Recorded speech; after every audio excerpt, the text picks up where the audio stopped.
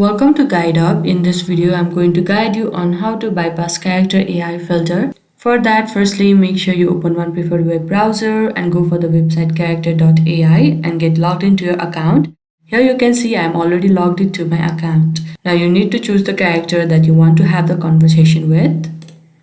Now you need to remember that there is no any settings or feature where you can bypass Character.AI filter.